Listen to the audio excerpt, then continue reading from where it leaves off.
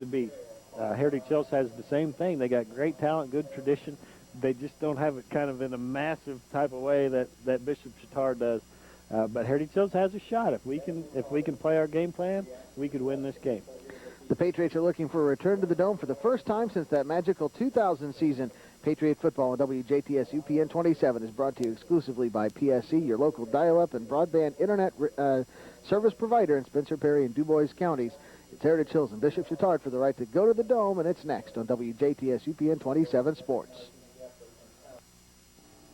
Have you ever wondered why you see so many of those little red Jubilar stickers on the back of so many vehicles in the Tri-State? It's because for 70 years, the Jubilar family has taken care of its extended Jubilar family members. You know, all the ones with the little red stickers on their cars. At Jubilars, there's no hype and high pressure. We treat you like family, and our prices are the lowest in the Tri-State. Old-fashioned values, old-fashioned treatment. A huge selection of new Chevys, Oldsmobiles, Cadillacs, and Toyotas, and as you would expect, low old-fashioned prices. Jubilar & Sons in Jasper, where customers have sent their friends since 1929. Dr. Daniel Eby of Jasper is board certified in orthopedic surgery and sports medicine. His office is located in the Medical Arts Building at 721 West 13th Street in Jasper. Dr. Eby specializes in fracture care, sports medicine, total joint replacement, and hand surgery. He is the team physician for Southridge and Heritage Hills. Dr. Eby's courteous professional staff is always ready to assist you. For an appointment, call 482-7441. Searching for a bank that cares about you? Locally owned, the Spencer County Bank means more personalized service and a greater concern for your future. We can take care of all your financial matters, from the smallest savings account to the largest mortgage loan. We truly are a full-service bank. Come see us now at one of our 5 convenient locations. We're never far away. Spencer County Bank, banking done right. I like hanging out with the crew. We make our own fun no matter where or what we do. Being yourself and being real. Sharing some laughs while having a meal. The McRib sandwich is back. Tangy barbecue pork with pickles and onions on a bakery fresh bun. Make it a meal with fries and a Coke. Get the McRib today. A taste you'll find only at McDonald's. McDonald's, I'm loving it. For Michael Cruz, the Patriots are hoping the 5th time is the charm against the Trojans. 5th time's a charm. It's supposed to be 3rd time's a charm, and we kind of let that one slip away, but we got every chance in the world to win this game. They're high-powered. They got a great program and great athletes. Gray Mason and Frank Halliburton are sensational. Don't get me wrong, but we can win this game, but we have to be flawless. We got to control the ball. We got to keep Chatard off the field. We got to be efficient with our offense, and we got to score whenever we have the opportunities. Otherwise, it can be a long night. Heritage Hills has got to be efficient. It'll be interesting to see how the weather plays a part. Mist started up about a half an hour before the game, and you look down there now, and there's a good-sized puddle on the home side sideline out of play, and some of the areas in the middle of the field where the grass is a little sparse are starting to glisten up, like water starting to stand there a little bit. And of course, we've had a huge amount of rain all over the state recently, so every field is going to not be able to take much water at this point, and Franklin Central's field is no exception. So we'll see how good the footing is. The breeze coming out of the west, or maybe the northwest now, at about 10 or 15 miles an hour. The Patriots did win the toss, deferred their option to half number 2, and so Chatard will receive. Patriots will kick it away to begin this football game, wearing their all-white road uniforms, red numbers and letters, red and blue trim with the red helmets. Chatard in their all-blue home uniforms, white numbers and letters, white helmets with the blue trim. Kind of an interesting thing, Steve. Heritage Hills always sends their captains out, and then they send the whole rest of the team behind them. Kind of a unity or solidarity type thing. Most teams don't do that. Bishop Chatard did, and they were almost from the 10-yard line to the 10-yard line. They had 80 or 90 guys, it looks like, out there.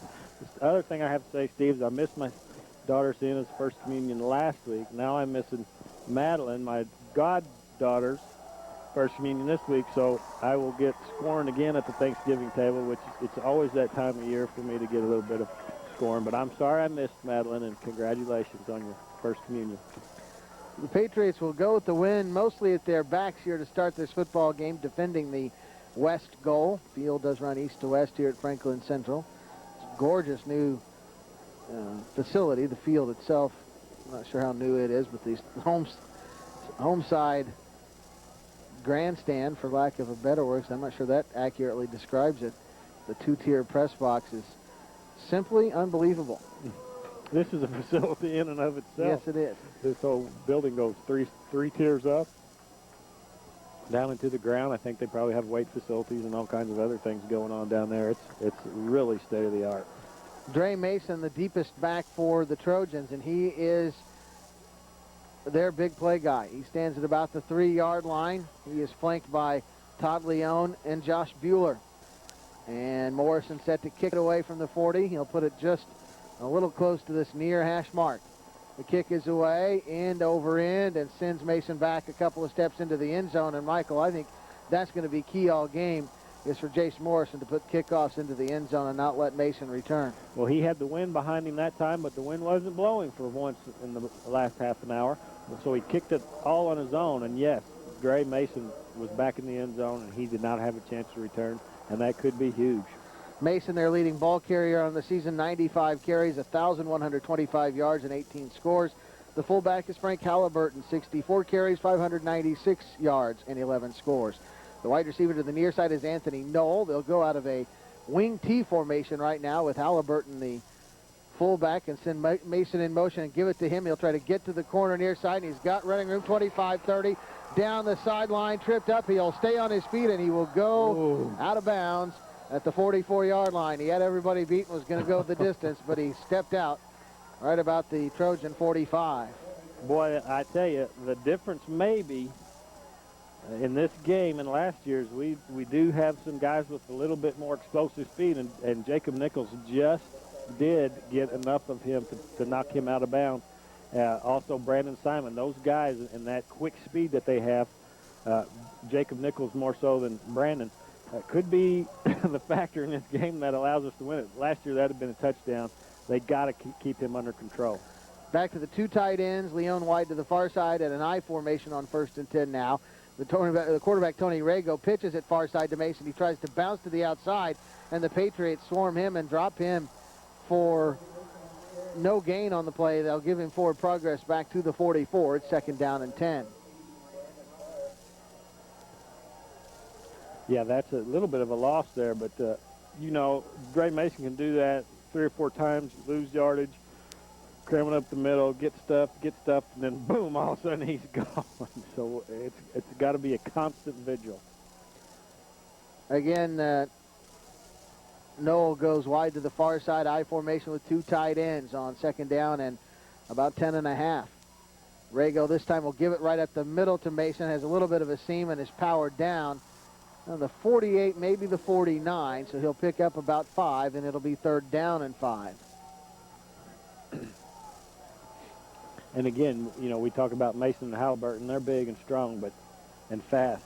But the offensive line is good, too. Those guys are compact and quick off the ball. They're just a complete team, or they wouldn't be as successful as they have been the past umpteen years.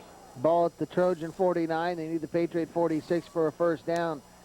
Noel goes wide to the near side. The wing T look again for the Trojans. Mason in motion to the near side, gets the call, gets hit in the backfield, gets away, up to the 50, tries to use a blocker, tries to cut back, gets hit and knocked down, but he'll be right at the 1st down stick at the 46, where the Patriots knock him down, and it looks like it will be good enough for a Trojan 1st down, and it is.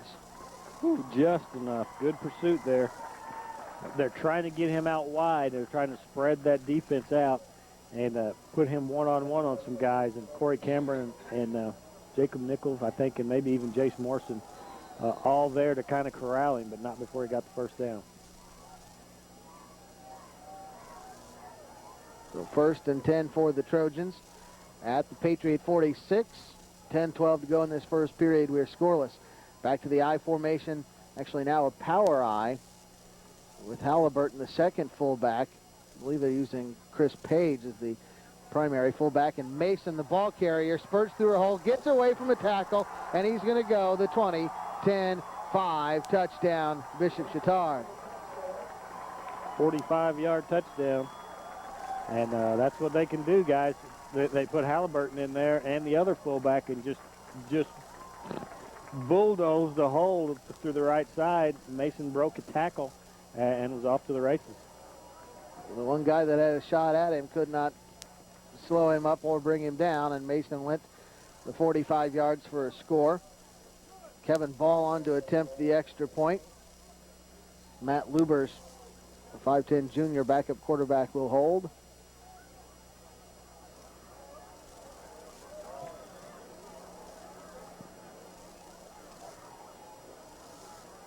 Long count at the line. The snapback is a good one. The kick is up. Has the distance, and it is good. So with 9:52 to go in this first quarter, Bishop Chatard strikes first. It's Trojans 7, Patriots nothing, and we're back after this on WAXL and WJTS Sports. There are many things in this world that require waiting. Downloading a website shouldn't be one of them. That's why PSC offers wireless high-speed internet. Wireless high-speed internet is available in most of the areas we serve. To find out if you qualify, go to psci.net/high-speed search or call 1-800-511-4899. How much is your time worth? PSC, working together, making a difference. Steve Colbin, Michael Cruz back at Franklin Central, 7-0 Bishop Chatard. 5 carries for Dre Mason in that opening series. All 5 of the Trojan plays, and he takes it the 80 yards, finishing with the 45-yard run for the score. Back deep for the Patriots, Jacob Nichols, Brandon Pryor, Tom Carter. Well, you know, we talked about it, and everybody on earth knows about it. Dre Mason's fast, and we're going to have to stop him. Ball's kick angle to the far side, taken over there by, not sure who it is, but a good seam up across the 30. It's actually Jacob McGrew on the return up to the 31-yard line. So pretty good blocking there. And Heritage Hills will start from the 31. This is where Heritage Hills is going to earn their supper tonight, I guess, if you will. Heritage Hills offense really needs to be good. They really have to keep this ball and get a sustained drive and move the ball down and hopefully get a score. Not necessarily urgent at this point to get a score, but it sure would be nice. But, boy, they have to keep the ball and keep this a low-scoring game as much as they possibly can. Patriots will start with the wishbone and 2 tight ends, and it's Kyle James, I believe, in there at the fullback position. And the give is to Jacob Nichols off this near side, and he'll get a yard or two, maybe just a yard to the 32, 2nd down and 9.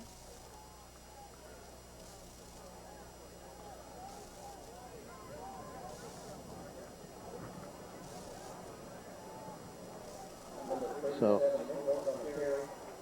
maybe a yard and a half just across the 32, 2nd down and a long 8. It looks like they got number 90 on that far defensive end again. Not the same number 90 as last year, but still a big guy, Jarrell Bond, the 6'4", 225-pound junior. Wishbone and 2 tight ends again on 2nd and long. Bryce Pun sets his offense, and he'll pitch near side to Nichols. Tries to find somewhere to go, and he gets stood up. Josh Bueller came up from a linebacker spot to stuff that play, and it's going to bring up 3rd and long. yeah, he lost a yard on that. Chatard, 4-man front, looks like maybe 2 linebackers, and then they got their corners way wide, and they just sent their corner just flying in there on that power pitch, and he took out the lead blocker, and there was nothing for Heritage Hills to do. Nichols had nowhere to go, and he had no blocking anymore. So they've scouted Heritage Hills, and they know where the Patriots get their yardage. Tom Carter wide to the near side. Jacob Nichols wide to the far. I formation behind Bryce Pund on 3rd down and 9. And back to pass he goes, sets up, fires far side, has a man open. It's tipped and intercepted. Off the hands of Nichols, the intended receiver. And didn't see who came down with it for the Trojans. And there comes the flag for maybe a little excessive celebration from Chatard.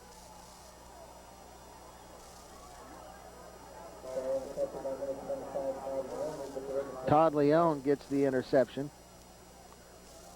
Yeah, was that Nichols or Morrison? I thought it was Morrison. Oh, it may have been. Missed that tough catch, but it went off his hands and went up into the air, and Leone came in for the diving interception. So it'll be an unsportsmanlike conduct penalty against Chatard. Their head coach Vince Lorenzano asking about it, but I think the flag was precipitated by about an 8-man celebration over the top of the Patriot intended receiver.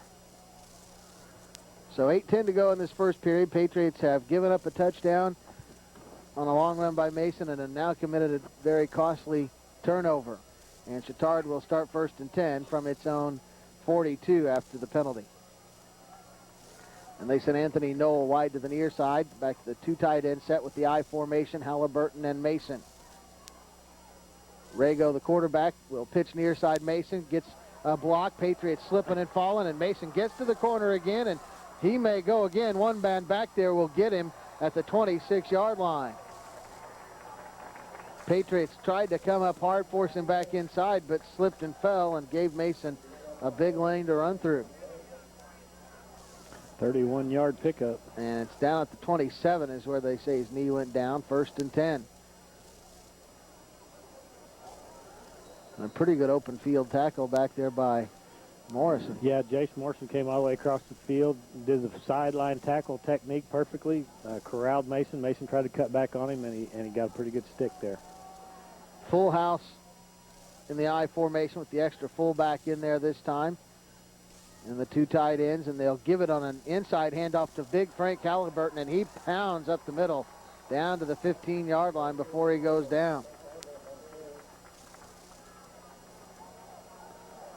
Good for another Trojan 1st down. It's 1st and 10 from the Patriot 15. Big hit there, though, too. Patriots are hitting well. They're intense. They're just not quite making the plays on the line of scrimmage. 1st and 10 from the Patriot 15. Patriots already trail 7-0. 7:23 to go in this opening period. Full house backfield again, and again it's Halliburton right up the gut. And stuffed up pretty good this time. He'll get a second effort, yard or 2 down to the 13. 2nd down and 8. Stopped right at the line of scrimmage initially and then moved forward for a yard or 2. Chatard has a number 78 in at the other fullback this time, so they bring a tackle off the offensive line and put him in as fullback to lead block. And it's legal to do. You just can't throw to that guy. Justin Robinson, a 6 foot, 265-pound sophomore. Wing T look again with Noel wide to the near side. Holland the wing to the near side. Mason to the far, and he'll come in motion near side. They'll fake it to him. Rago wants to throw to the end zone. Has a man there, and it's dropped. Jimmy Scheidler, the tight end, trying to negotiate the back of the end zone and the football. Not sure whether he was going to be able to stay in play or not, but he did not hold on to the football. It's 3rd down and 8. Well, good. That was close, but it gives them a 3rd and long. He was trying to tippy-toe back there, but didn't hang on to the ball. Looked initially like Rago was going to way overthrow him, but it ended up being a pretty good pass. Wing T look again. Mason to the far, Holland to the near. Mason in motion to the near side. They'll fake it to him, give it to the fullback, and he doesn't get much. He'll get a couple yards down to the 9. That is Chris Page this time. 6'2", 225-pound senior. It's going to bring up 4th down. And about 4 from the 9-yard line. So Chatard will bring in its field goal unit. And Kevin Ball, who is 2 out of 3 on field goal attempts on the season. We saw him in pregame warm-ups. Hit from 42 with about 7 or 8 yards to spare. This one from 26. The mark at the 16. Long count, snap a little high. They'll get it down on the tee, and the kick has the distance, and it is good. And with 5:52 to go in this first quarter, it's now Chatard 10, Heritage Hills nothing, as ball connects on the 26-yard field goal. Well, Cruzy, that time the Patriots gave up a big play early in the drive, but recovered to keep the Trojans out of the end zone at least, and it's 10-0, but now the Patriots have to do some things on the offensive side of the ball to try to stem that tide a little bit. Yeah, they've got to. There's just no doubt about it. But it's okay. I mean, we got to kind of calm down here and regroup. We've only had one possession. They stuffed us undoubtedly, but that's okay. We can regroup here and move the ball down the field, and we have to. We got to control the ball, and we really get to the point where we need to get a score here. First drive ended in an interception. Leone banking the diving interception after it went through the hands of the Patriot intended receiver. Ball will tee it up from the 40. Wind picks up just a little bit into his face now. Mason, 6 carries for 111 yards and a touchdown. Ball will squib one up the middle this time, and it'll be Nichols to take it from about the 16. Straight up the gut he comes and gets across the 30 to about the 31 or 2 where he is spilled. So the Patriots will start about the same spot they did on their first possession with 5:48 to go here in quarter number 1. Patriots trail 10-0 with the football for their second possession. And Patriots with the wind generally behind them at this point. It might not be a bad time to pass a little bit. The play-action pass that Heritage Hills does so well really needs to be set up by the run, and Chatard really doing a nice job of penetrating and kind of anticipating Heritage Hills' running plays. Patriots will go with the wishbone and 2 tight ends on 1st and 10. Bryce Pun sets his offense, will go far side this time to Brandon Simon, and he's got running room right up the gut all the way across the 40 to the 44-yard line. He'll pick up 14, or 13, I should say, at a Patriot first down. They're kind of loading up on the right side, and Heritage Hills has a little bit of a tendency to run to that right side. Patriots tend to be right-handed there, but that time we went back to the left side, and they found some running room. They're leaving a big gap over there, and they actually overshift a lot of times to the left side, which is the offensive right side. Patriots hit that just right. So 1st and 10 from the 44. Patriots taking a lot of time in their huddle, using up a lot of the play clock on every play. Down to 5 seconds now in the wishbone and 2 tight ends. And they will just get the play off. Go to the far side one more time, and again good running room for Brandon Simon as he is slung forward all the way into Chatard territory around the 47-yard line. It will be a pickup of 8 or 9 yards, 2nd down and short. Well, that's good news there. Patriots opening things up a little bit and going off to that left side, getting some room. And when you're running 8, 10 yards a pop, the defense has to adjust a little bit, and that'll open up the passing game a little bit. 8-yard pickup for Simon, 2nd down and 2. Patriots stay with the wishbone and 2 tight ends. And Pun will come near side this time to Nichols. He finds a seam. Big running room right up the gut, all the way across the 40, down to the 37-yard line.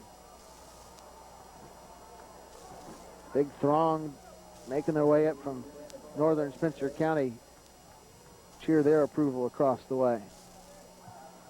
Yeah, that's 3 big plays. Patriots doing it on the ground. 3 plays, 31 yards. So Patriots coming to life here. Football at the 37 of the Trojans, 1st and 10. Patriots stay with that wishbone and 2 tight ends. Pun surveys the defense, steps under center. And now we'll go far side on the pitch to Simon. He'll put his head down and run right into Frank Halliburton. Not sure he got back to the line of scrimmage. 4 or 5 other guys. Yeah. Looked like he lost about 3 yards on that.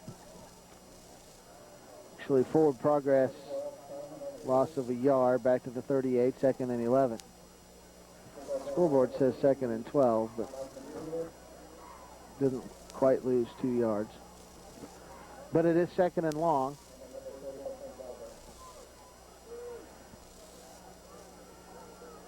Of course, 2 guys off this team from Chatard we know are going to be playing Division I ball next year. Dre Mason has already verbally committed to Purdue. Frank Halliburton has a lot of offers on the table. Indiana and Purdue among those. And the Patriots will go with a high wide receiver look. The ball is tipped and incomplete. Patriots, Kyle James had the best chance to get to that one after it was tipped, but it falls incomplete. 3rd down and 11. And there is, we've seen year in and year out from that Bishop Chatard defensive line, when they don't come up the field, they get their hands up and get their hands on a lot of passes. Yeah, and usually they're about 8 feet tall, too, so it makes it hard to throw over them. But a good play. I mean, they've knocked down, I don't know how many passes they've knocked down of Heritage Hills quarterbacks over the years, but it's been a lot. So 3rd down and 12 from the 37.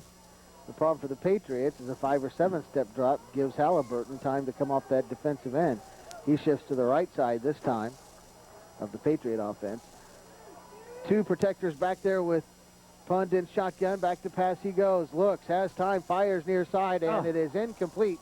The intended receiver slipped and fell right before the ball got there. That was Brandon Simon. Brandon Simon down at the 25-yard line. Would have been good for a 1st down, but he slips and falls, and the Patriots will bring on their punting unit on 4th down and 11. Kyle Lambeck will punt it away. And as you would expect, Dre Mason steps back in the return game along with Josh Bueller. They both stand around their own 10.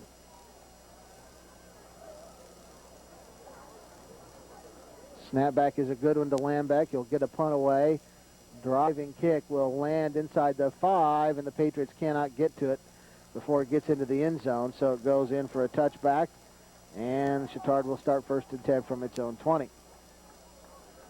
3:05 to go in this opening period. Patriots trailing Bishop Chatard 10-0. Well, that was a pretty good offensive output there. Patriots got a couple 1st downs, moved the ball, and got a little bit of handle on the field position again. But, hey, that just means Dre Mason's going to get the ball a couple more times, and they got to be ready for that. Noel comes wide to the near side. I formation with 2 tight ends for Bishop Chatard. And Rago looks over the defense, and he will lose the handle. Now wants to run it with himself. Tries to get to the outside and will be dragged down right around the line of scrimmage. So a busted play for Chatard, and Rago keeps it from being a loss. He'll get back, actually gain a yard, 2nd down and 9.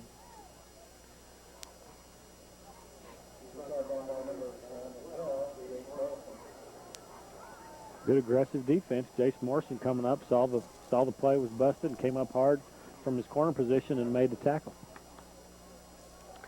Noel will again come wide to the near side again.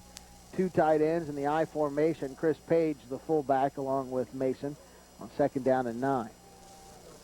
Rago steps under center, and he will give it to Mason right up the gut. Doesn't find anything. Runs right in to a Patriot defensive lineman who stuffs him and sends him backward. It'll be 3rd and 8. They'll give him a gain of a yard. I think that's Big Dan Nepper with the initial stick, and then Brandon Simon coming up to finish him off. So 3rd and long for Chatard from its own 22. We'll see how aggressive Coach Lorenzano is deep in his own territory on 3rd and 8. I can't say Dan Nepper's name without saying Big Dan Nepper. Kind of goes hand in hand, does it not? Yep. 2 tight ends, a 3rd tight end in there, Halliburton to the near side, I formation, and they'll pitch near side Mason. He gets hit in the backfield, and he will go down for a big loss all the way back at the 16-yard line where the Patriots get him. Put him at the give it to him at the 17. So Okay. I thought they were going to put it up a little further than that, but they didn't. So they may not even say the 18. Now, no, sure, I 100% agree with that spot. He was fighting out of that like he wanted to gain extra yards and may not have deserved that forward progress, but still Chatard will be forced to punt from deep in its own territory at its own 5. Todd Leone to punt it away. Nichols and Carter step back to their own 48.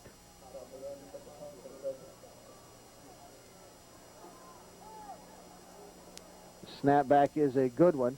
He will get the punt away, and it'll be Nichols with a fair catch at the Chatard 48-yard line. So Patriots get good field position to start this drive, 1st and 10 from the Chatard 48-yard line. 47 seconds to go in this first period. Heritage Hills trails 10-0. Great defensive stand there. Patriots come out and make some big plays, a couple of nice sticks. Chatard messed up with the sort of a muff snap there, but hey, we'll take whatever we can get the ball in our own, basically in Chatard's territory, and we got another shot at it. Patriots will go with the wishbone and 2 tight ends on 1st and 10. Bryce Pun pointing out some blocking assignments for his offense. Now steps under center and will go far side to Brandon Simon, and he powers ahead behind his offensive line for about 3 yards up to the 45. 2 or 3, it'll be 2nd down. Patriots, we'll see whether they have to run another play prior to the end of this period and whether they elect to.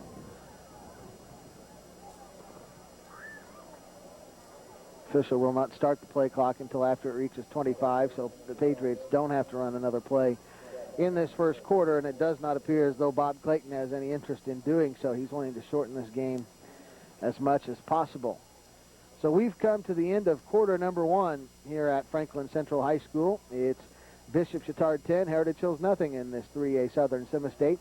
We're back after this on WAXL and WJTS UPN 27 Sports.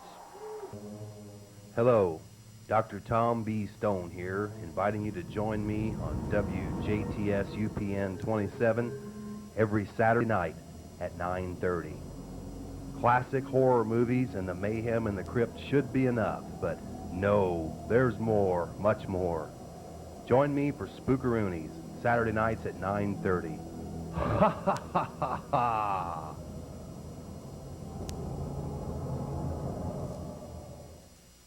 I'm Steve Kolb. Welcome back to Franklin Central High School on the southeast side of Indianapolis. 10-0 your score. Heritage Hills trailing Chatard as we go to quarter number 2. Cruzy Patriots would love to get something going offensively here, starting this drive in Chatard territory. Yeah, got a short field on the Chatard's 45 now. 2nd and about 7. I like our chances here. Wishbone and 2 tight ends on 2nd down and 8 from the 45. Pun looks over the defense and will ride the fullback, keeping himself, turns upfield, spins off a couple of tackles, and then gets pounded as he comes out of that last spin and hits the 40-yard line. Took a big pop, held on to the football, though, and picks up good yardage. It'll be 3rd down and about 2. Yeah, Bryce does a good job of keeping his feet, and he just struggles. You know, he's a tenacious player. But, man, when he uses that spin drill, he's got to keep low, or he's going to expose those kidneys. And I'm sure the defensive backs and linebackers at Chatard are trained to go straight for that lower back, and he got nailed. 3rd down and 2 from the 40. Wishbone and 2 tight ends for the Patriots. Pun sets his offense. Rides the fullback again, keeps it himself, and has the 1st down, and almost had huge yardage, just tripped up as he came busting out of the pile and went down at the 31-yard line. It was going to be him and Todd Leone in a battle to see who would win for the end zone, but Bryce just did get tripped up.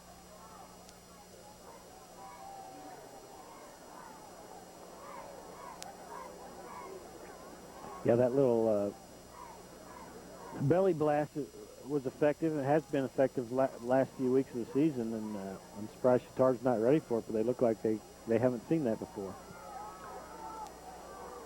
Wishbone and 2 tight ends again for Heritage Hills on 1st and 10 from the 31. And they'll come near side this time, and good running room for Brandon Simon as he gets it inside the 25 to the 24-yard line. Going to pick up 6 or 7 on 1st down, 2nd down and short. And for folks listening back home, again, a mist has been falling all game long. Started about a half hour before the game. Folks watching on WJTS may be able to see that occasionally in the camera shot, especially if the camera gets back and you get a look at the lights. You can really see it underneath those being blown across. 2nd down, 3 for the Patriots from the Chatard 24. Wishbone and 2 tight ends. And the give is to Nichols. And Jacob will fall forward for a couple of yards. He'll be shy of the 1st down by a yard or so at the 23. The 3rd down and a yard or 2 coming up. And Cruzy, it's been Kyle James the whole way at fullback tonight instead of Seth Johanneman. And I think Seth has been in there defensively, so this may just be Bob Clayton's way of spelling Seth a little bit because he's going to be so important defensively tonight. Yeah, he is very important defensively, but Seth a little slower getting off the ball, a little more of a power guy, a lot more of a power guy, but not as quick getting off the ball as Kyle, and that quick fullback like that makes things difficult sometimes. Third down and about 2 from the 23. Pitch far side for Nichols. Cuts up through the hole. Has the first down inside the 20 down to the 18-yard line.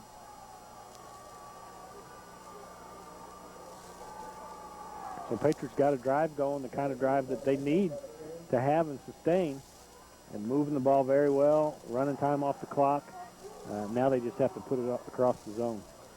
A couple of the Patriot players, Bryce Pund and Jacob Nichols, coming over to the sideline. Jacob to get a new towel to stick in his belt. Bryce using a towel over there to wipe his hands off. So the field conditions worsening as we go along with this fine mist. Yeah, probably already a little bit wet, like you said before, already a little bit wet. And now with this nasty little mist, it makes it tough to handle the ball. Wishbone and 2 tight ends on 1st and 10. Patriots have to hurry to get it off, and they do. And it'll be Bryce on a keeper again, that quarterback blast, and he gets blasted as he hits the 14-yard line and goes down there. But again, it's a pickup of 3 or 4 yards. Second down. Yeah, Frank Halliburton coming all the way down the defensive right side and making the tackle on the far side of the defensive left side. Had a little momentum too. He can get a little speed up like that. That's when those hits are a little bit tougher. Under 8 minutes to go in this first half. Patriots trail 10-0 with the football. 1st and 10 at the Chatard. Not 1st and 10, I beg your pardon. 2nd and 7 at the Chatard 14. Patriots stay with the Wishbone and 2 tight ends.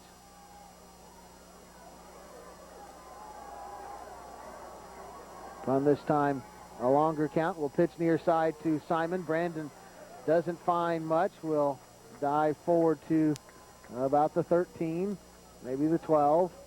And it's going to bring up 3rd down and about 5. And you figure the Patriots may be in four down territory here, depending on what they get on 3rd down. Yeah, it'll be interesting to see. I don't think the Patriots necessarily need a touchdown here. A field goal would suffice, but man, you really want to get 7. So we'll see what head coach Bob Clayton has in mind on 3rd and 5 from the Chatard 12. Actually, need just to cross the 8 for a first down. Wishbone and 2 tight ends, and they'll run the belly blast near side, and Pund dives and gets it to the 9. He's going to be shy of the first down by about 2, 1.5 yards to 2 yards, and a decision coming up here. We got a Patriot down. Not sure who that is. Looks like one of our big boys. So the clock stops at 6:34 to go in the half. Looks like Jace Morrison is coming on with his field goal tee.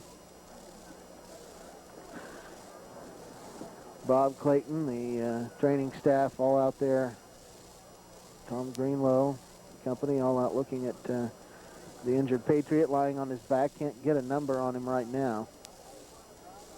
Now he'll get up on under his own power. It's Jacob Nichols, and it's that shoulder injury again for Jacob that popped up last week against Batesville.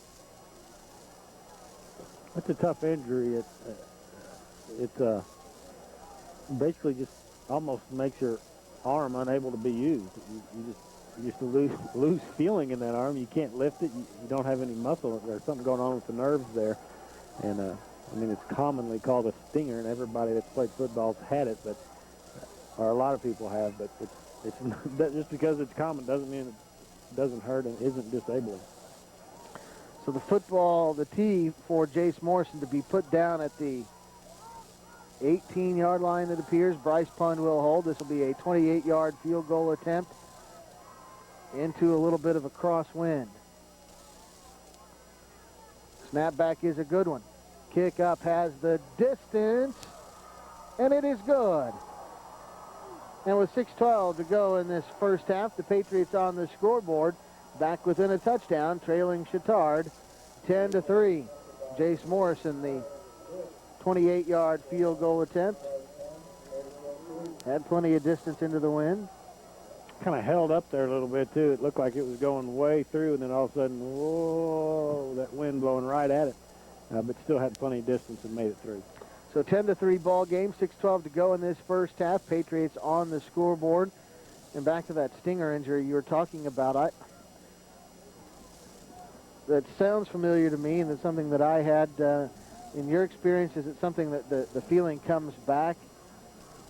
Well, it depends on the extent of the injury, but most of the time, after a few minutes, Yeah. you can use that and it comes back. If you do actually have a pinched nerve or you have something knocked out the place just a little bit, it takes a little longer. But most of the time, I was able to get up and lift that arm up and move it around. But there's still a little bit of strength there, and it takes a while for that strength to come back. Mm-hmm. So Morrison will tee it up from the 40-yard line for Jace. On the season now is 5 out of 11 in field goals. And the kick end over end and deep back to the 2-yard line where Mason takes it, comes straight up the middle, cuts near side, flag down. Mason hit and dropped at the 26. And there comes a very late hit in from Jimmy Scheidler. And amazingly, no flag flew on that. That was well after the play was over. But there is a flag down, and it looks like a holding or illegal block in the back against the Trojans. A couple of big hits on Dre Mason that time. Dre Mason a little bit slow getting up, and Dre has had a sore ankle, missed some games earlier in the season due to the sore ankle. Looks like he's favoring that a bit right now. So this will force the Trojans to start deep in their own territory. Football goes back to the 10-yard line where Chatard will start 1st and 10. With 6:06 to go in this first half, 10-3 ball game. Trojans will send Noel wide to the far side. Go with the wing T look this time. Holland to the far, Mason to the near. And Page the single setback. Now they'll shift Jimmy Scheidler to the tight end on the far side. Send Mason in very deep motion. And give it to Mason far side. Breaking a tackle and finally gets swarmed down after a pickup of a couple out to the 13. I'll tell you what, Scheidler was moving big time. Took about a half a step forward, was leaning like he was keeping his balance, but no call. Actually, at the same time, Mason was moving. So you had two guys moving at once, and Scheidler really didn't mean to do it. Should have been a penalty. So pickup of 3 from Mason, 2nd down and 7. A little different look that time as they send Mason in deep motion for that handoff instead of the real shallow motion where he goes right behind the quarterback. And the Trojans use a timeout. 5:31 to go in this first half. 10-3 Patriots trail. Back after this on WAXL and WJTS Sports. Have you checked your email inbox lately? What will you find? A note from a friend or an unwanted advertisement? A pitch for a get-rich-quick scheme? Or even a virus or worm? With PSC, your inbox is protected by Postini, the same protection used by major corporations. Questionable emails are stopped in their tracks, put away safely so that you can review and delete them when you have time. It's easy and is available on all PSC Internet Access accounts. Get only the email you want from PSC. Just go with the wing T look again on 2nd down and 7. Shift Scheidler to the far side again. Send Halliburton in deep motion. Fake it to him. Come back on the inside handoff near side. It may have been Mason again, the ball carrier. No, it's number 4. Number 4, okay. Joe Holland, the other running back. And Holland will pick up a couple. Actually, more than a couple out to the 18-yard line. 3rd down and 2 coming up.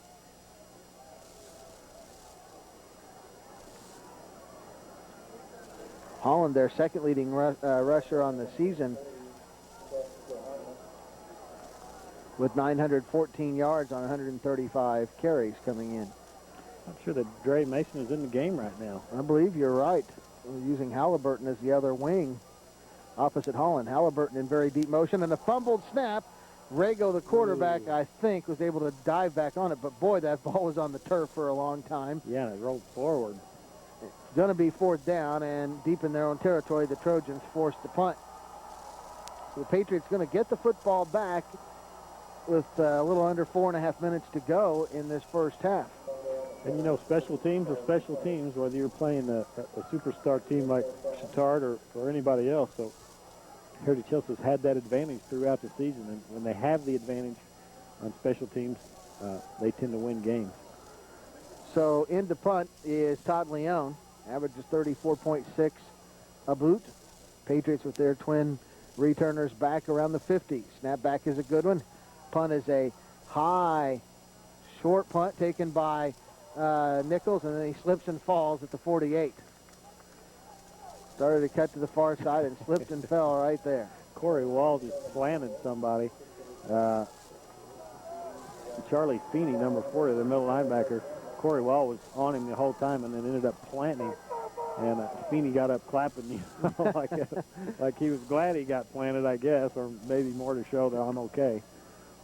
But these guys are playing intense, and that's shown there by Corey Wall doing a nice job. So for the second series in a row, the Patriots will start in Chatard territory at the 48 with 3:55 to go in this first half. Wishbone and two tight ends. Punt sets his ball club and will come near side. Brandon Simon, the ball carrier, gets finished off after picking up a couple to the 46. Second down and 8.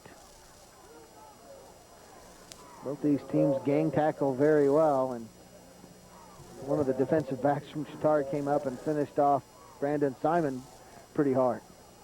Yeah, it gets intense out there. You get deep into this playoff, and you've worked hard all season, and that feeling of urgency almost, especially for senior players, and probably more so for the Patriots because they've been knocked out at this stage of the game so many times. The hitting becomes harder. The intensity really rises up, and it becomes real exciting. Wishbone and two tight ends on 2nd and 8, down to 3:10 to go in this first half. Patriots trail 10-3. Punt this time will run that quarterback blast, turns it up into the hole, and then gets stuffed after getting forward progress to the 42-yard line. Third down and about 4 or 5 coming up. That quarterback belly blast has been pretty effective for the Patriots, Cruzy. Yeah, and I think they're probably still setting up the option there. The corner on this side, on that far side, was really coming hard to try to make that play. He's being blocked very well.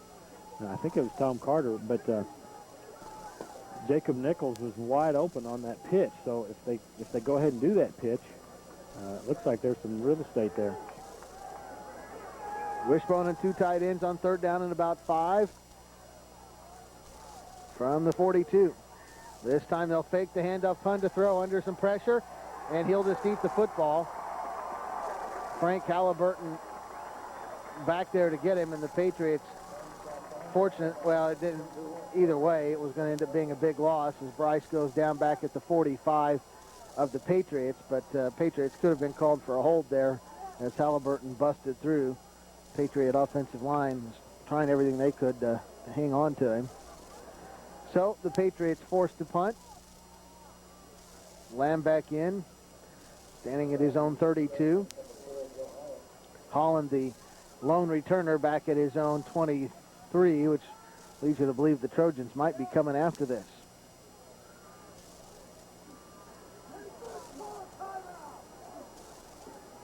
And Patriots going to take that play clock down. Snap back a good one. He will get the punt away, and line drive effort will bounce, take a bit of a Patriot roll, and now Holland will get away from it, and it will die at the 18. He still had a chance to return that ball as it rolled to him, but he decided better of it and let it die at the 18 or 19-yard line with just 1:16 to go in the half.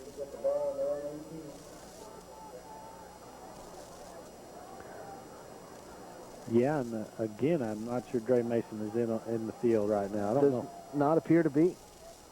Of course, with about 80 guys dressed, it's hard to pick him out on the sidelines as well. Yeah, but I can't see him on the sidelines either. Leone comes, I should say, Noel comes wide to the near side I formation with Halliburton and Holland. And they will give it to Joe Holland. Actually, this stopped before it ever started. Whistles blowing it dead at the snap.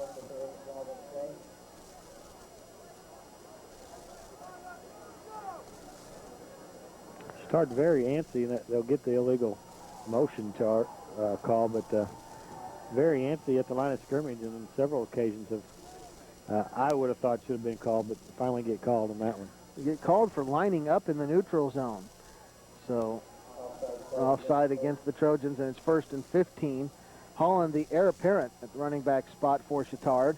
You'd assume 6'2", 185-pound sophomore. Runs behind Halliburton right now with Mason on the sideline, and Holland gets the call right at the gut and gets drilled. And big Dan Nepper, I think, again, celebrates afterwards. Be careful, Dan. Don't get yourself a penalty. Chatard fans down below us don't like it, considering they had an unsportsmanlike conduct call go against them early in the game. Under a minute to go. Holland gets credit for about 2 yards or 3 on the pickup. And Bob Clayton pulls Dan Nepper out and is not at all happy with him right now on the sideline. No, and that's a good class act there by Coach Clayton, pulling him off and saying, we don't act like that. Noel in motion to the near side. They'll pitch near side to Holland. Has some blockers to run behind. Gets hit and will be gang tackled down at the 26-yard line. A pretty good pickup on 2nd down. And now Nepper right back on. 3rd down and 3 coming up. And the Patriots...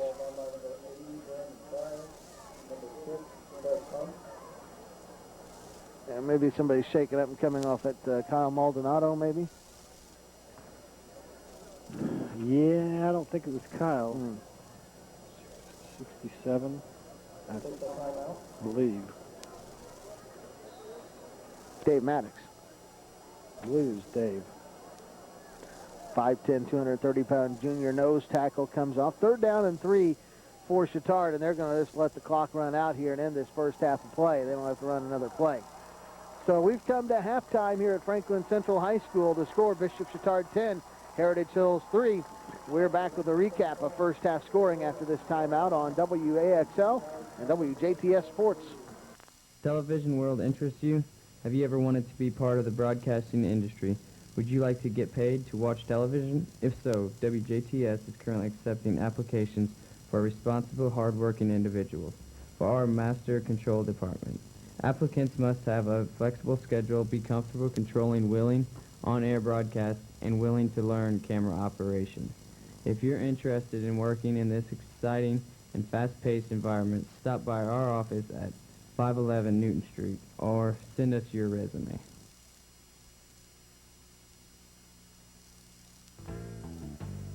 This broadcast of Heritage Hills Patriot Football is brought to you in part by the Thurnwood Corporation of Dale.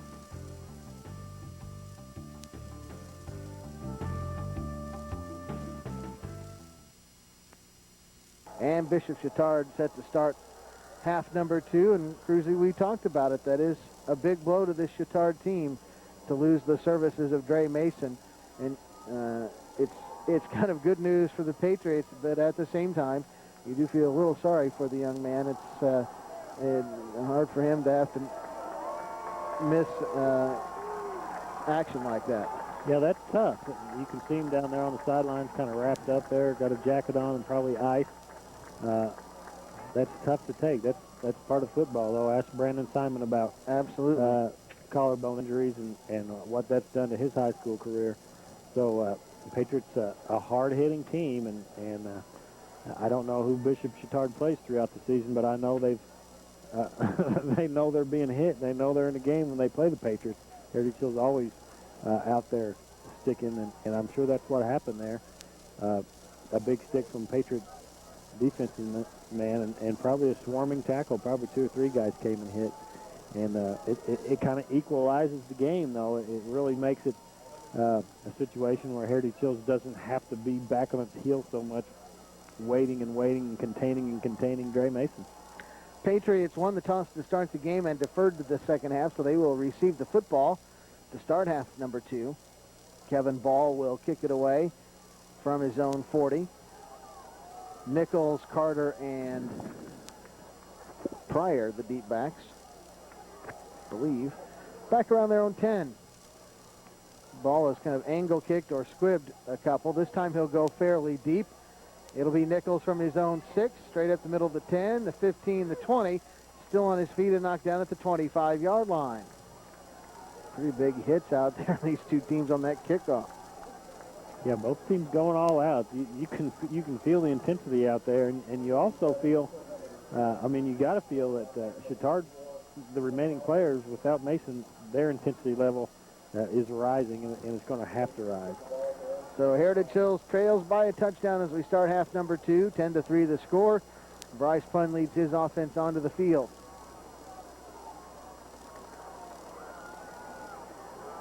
And the Patriots start half number 2 in the wishbone with 2 tight ends.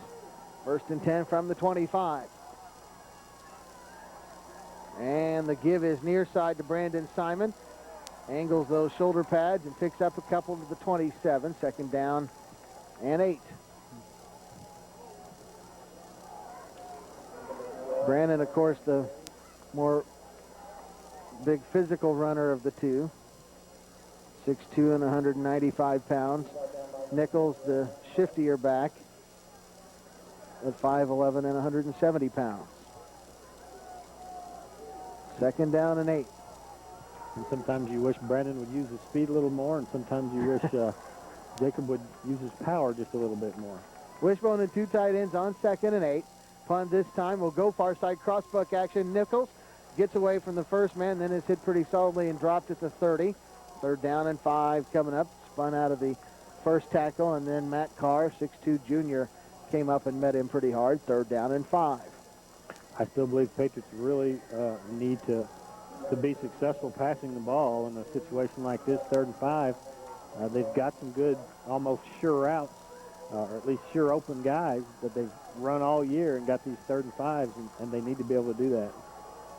No wind at all right now. 3rd down and 5 from the 25. 4 wide receiver set. James back there is the lone setback with Pund in shotgun on 3rd and 5. Bryce takes a low snap, looks near side, fires near side. Morrison makes the catch, is knocked down at the knocked backwards from the 36, but he'll have the 1st down. Needed 5 and got 6 to the 36. Morrison knew he had 1st down yardage, just made sure he corralled the football and absorbed the hit. Didn't think about turning that one upfield, just wanted the 1st down. So the Patriots get their initial 1st down of this 3rd quarter and have it 1st and 10 from the 36. And their initial pass reception, so that's good news. Again, the wind dying down significantly. Back to the wishbone and 2 tight ends on 1st and 10. Bryce this time will come near side to Simon. Cuts back to the middle and gets stacked up. Got a yard to the 37, and that is all.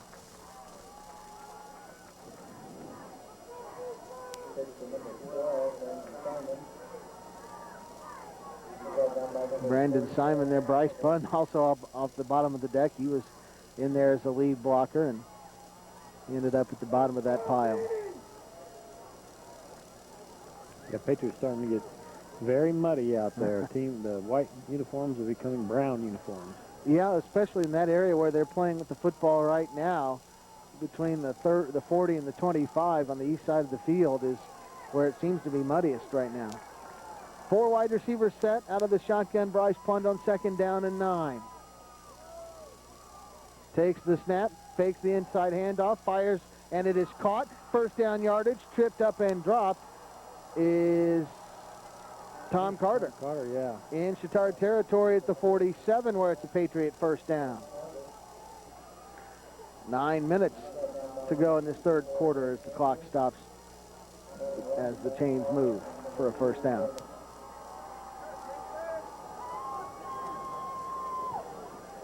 Well, that's something the Patriots do, and they pass and work very hard on passing and running and having a balance.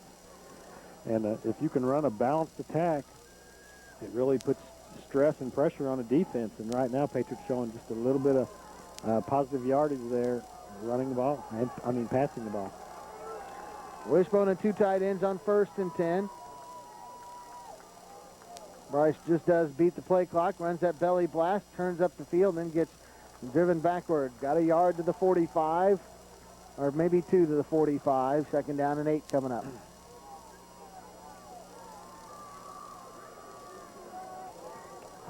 Well, I tell you,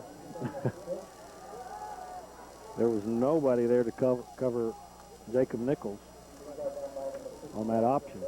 If he could pull that option down or even just toss it over the Halliburton on that right side, able to do a lot of things, but if they get it past him, there'd be a lot of real estate there. Wishbone and 2 tight ends on second down and a long 8, short 9. Punt will keep it himself, turns up the field, cuts to the far side and has running room to the 40, 35, and ridden out of bounds. First down yardage at the 36 where he stepped out. And the Patriot fans on the far side liking what they see. Yeah, definitely a Patriot team this year that's competing a lot better with this Chatard team. Last year, it seemed like we were on the ropes all the time. We had a great effort, especially by our big guys, but constantly had that feeling of dread with Dre Mason. Not there right now, and Patriots got some momentum. First and 10 in Chatard territory at the 36. Wishbone and 2 tight ends. Bryce barking some orders along that offensive line. Now steps under center.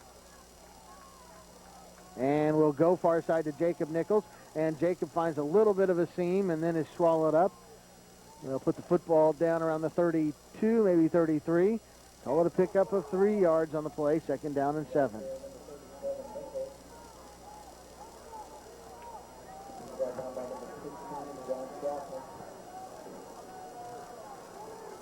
Wind picking back up again, but the Patriots able to get that mix in there. And when you can get those defensive backs back and on their heels a little bit, waiting for a pass, it sure makes it a lot easier to run the ball, and vice versa. Chatard doing a nice job of bringing number 5 off the edge and really disrupting some of our run plays, but he's having to stay back a little bit in pass coverage. Josh Bueller at number 5.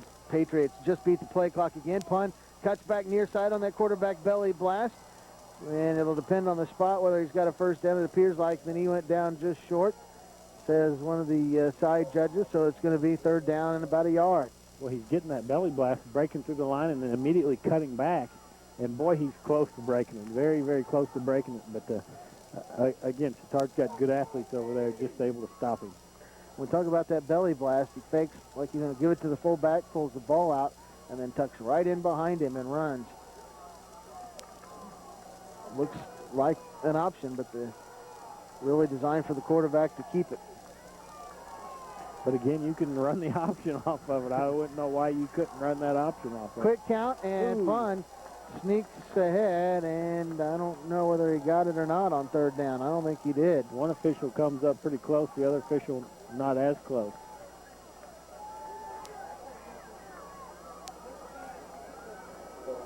Yeah, they may have to bring the chains in to look at this one. Down to 5:50 to go in this third quarter. And they say fourth down. They don't even bring the chains in. I would think we would ask for that.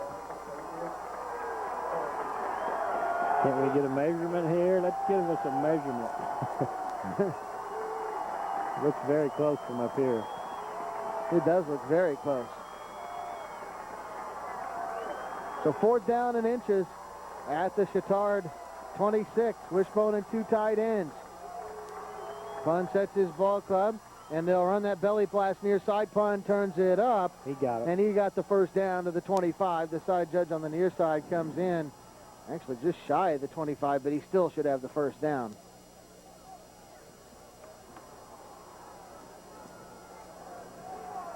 Taking a while to unpile everybody down there.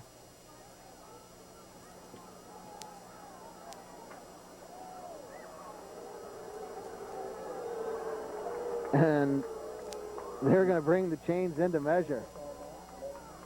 Well, it looks like they got it by at least 2 lengths of the football, but at the same time, I thought they were awfully close the last time they didn't measure. Clock stops with 5:12 to go in the third quarter. Heritage Hills trails Chatard by a touchdown, 10-7. And it is a Patriot first down. By 1 length of the football. So the 10th play of that Patriot drive picks up the first down.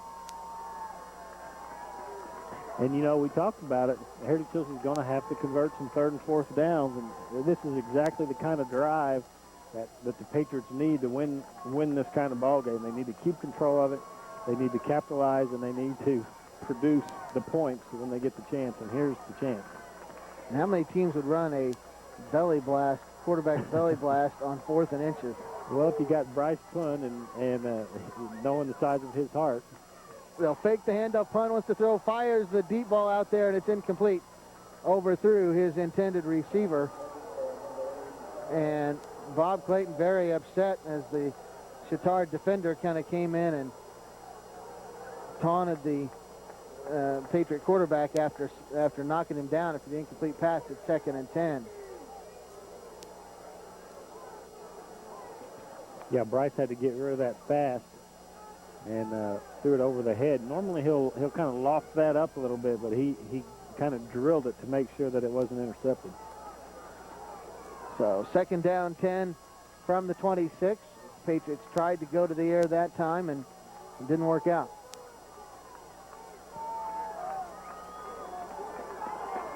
Four wide receiver set this time as Pund will go in the shotgun with Kyle James back there as the blocking back. And they'll fumble the football. Ooh. Kyle James, I think, fell on it. Gosh. I don't know if it was supposed to be an inside handoff or a fake, but the Patriots lost the football, and now it's going to bring up 3rd down and about 12.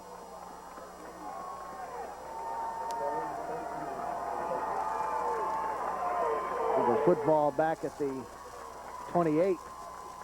3rd down and 12. Yeah, I'm not sure if that was a draw. You know that draw.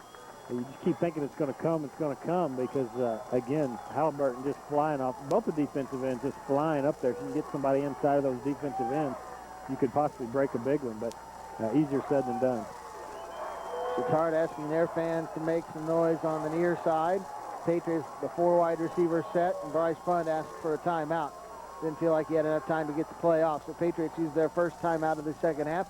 3:54 to go in this 3rd quarter. We're back after this on WAXL and WJTS Sports.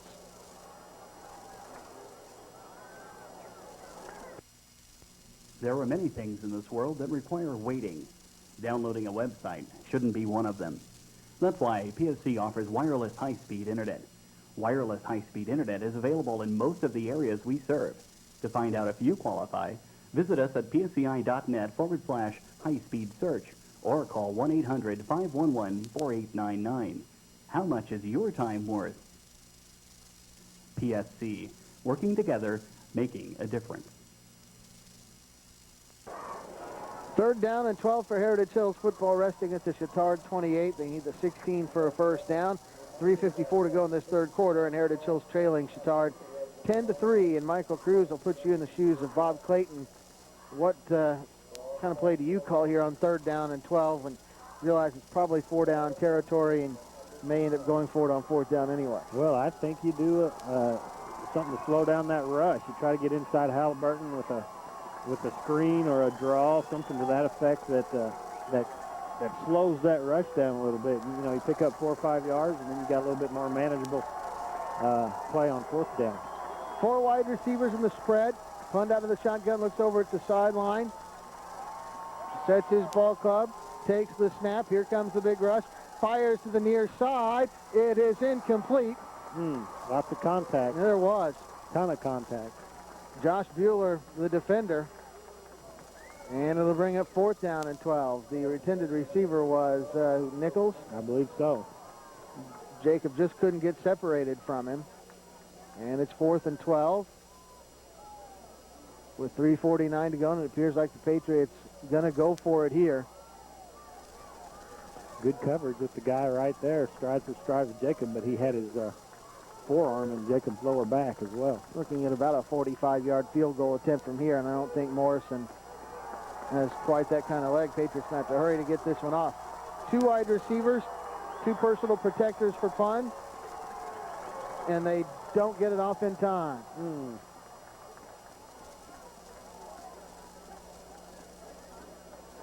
So instead of 4th and 12, it's going to be 4th and 17.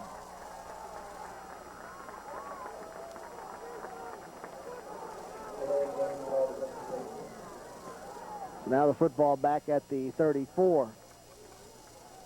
4th and 17.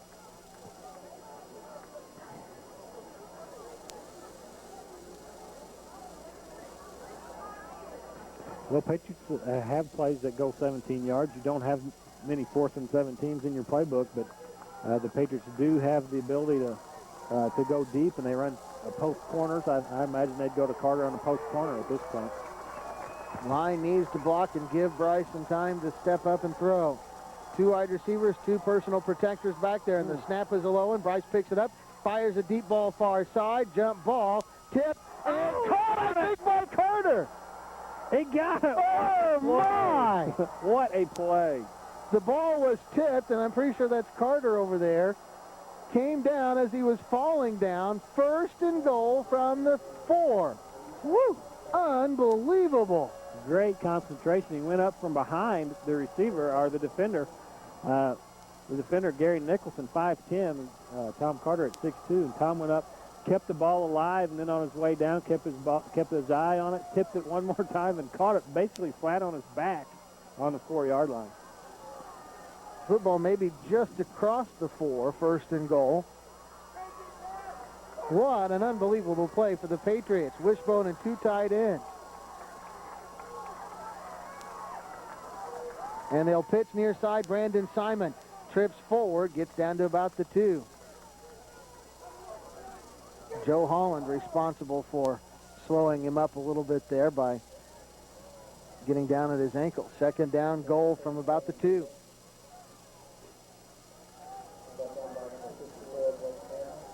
Patriots have had the ball the entire 3rd quarter. 2 minutes and 53 seconds left here. Great offensive drive. They just got to put the exclamation point on it. 15th play of this drive coming up by my unofficial count. Wishbone and 2 tight ends, 2nd and goal from the 2. Pond this time will run that belly blast, and he will get into the end zone. Touchdown, Patriots. Woo! What a play. And Tom Carter, the man on that play. Bryce got the ball dribbled back to him as a bad snap, and Bryce with the wherewithal to say, hey, I got a big, tall, lanky guy. He's been catching balls for me all season. I'm going to throw it up there and let him make the play. And just got rid of the ball. And Tom Carter making that spectacular play, and then 2 plays later, Bryce goes in with it. That is a huge play for Heritage Hills. So Jace Morrison on to attempt an extra point that would tie the ball game up at 10. 2:29 to go in this 3rd quarter of play. Bryce Pund to hold. Snapback is a good one. Kick is up. It has plenty of distance, and it is good. And with 2:29 to go in the 3rd, the Patriots have come back with 10 unanswered to tie up the Bishop Chatard Trojans at 10 apiece. Well, you know, Patriots did that. Of course, you got Dre Mason on the sideline and out of the game, but Dre Mason had nothing to do with that offensive drive. That was all Heritage Hills against Chatard. 11 on 11, and the Patriots stepped up there. Gosh, that was a great play, wasn't it, Steve? 4th and 17 from your own 36, and the snap and shotgun rolls back to the quarterback. Pun just basically picked it up and heaved it out there, and Carter, in a jump ball situation, got up and used his 6'2" frame, got up over the defender, tipped it, and caught it as he came down on his backside. And a couple plays later, the Patriots punched it in for the touchdown, and it's a brand new ball game tied up at 10. 2:29 to go in the 3rd, and as you mentioned, Cruzy, the Patriots have held the football for this entire 2nd half so far. They will kick it off here. Now it's up for the Trojans to respond, and they got Frank Halliburton deep. I just can't imagine trying to tackle that guy if he gets full head of steam. That's going to be tough to do. 9-minute, 31-second drive by my unofficial count for the Patriots there upon the 2-yard run. Again, if you are just joining us, Dre Mason ran for a touchdown in the 1st half and over 100 yards, out for the 2nd half with a collarbone injury. He will not play. Morrison to kick it away from the 40. As Cruzy mentioned, Halliburton now the deep guy back there. And over in line drive effort, bobbled and taken by Halliburton. He jumps over one man, gets hit, gets away, and goes down at the 23. All in all, very good coverage for the Patriots. Yeah, good coverage. Lucas Libahu's in there, make a nice play, along with Brandon Pryor, who's been a stalwart on the special teams all season. Saw that in the highlight reel on News 25 last Friday. A guy from, I believe, Henderson County, Kentucky, on his way to a touchdown, leaped over. I mean, literally, leaped over a defensive back who broke down into a three-point stance. He leaped over him on it with a full head of steam. From the 23, Chatard first and 10. I formation. Holland and Page, the fullback, two tight end set. Rago, the quarterback, will roll far side, wanting to throw. Fires across the middle, tipped and incomplete. Patriots had three white shirts there and all ran into each other and couldn't get the football. 2nd and 10. Corey Cameron, I believe that was Jacob Nichols and Seth Johanneman all there salivating at the ball, and just none of them could bring it down. So the incomplete pass makes it 2nd and 10 from the 23. Knoll goes wide to the near side, two tight ends. Scheidler, the tight end to the near side, is their leading receiver on the season. I formation again. And Rago will pitch near side. This is Holland looking for some room, has a seam up to the 32-yard line, and he'll be close to a first down. It'll be 3rd and 1. It's still a potent Chatard offense, even without Dre Mason. There's no doubt about it. Yeah, the Patriots are, I mean, there's no letting up. There's no doubt about that, and that's something they got to keep in mind. They still got to go after and treat Holland like he is Dre Mason, because he's got good speed. Tied up at 10, minute 45 to go in the third. 3rd down and 1 for Chatard from its own 32. Noel wide to the near side, two tight ends and an I formation behind Rago. And he'll give it to Holland, and he'll have the first down. Gets it still on his feet and then gets driven backwards. But he'll have the first down to 37.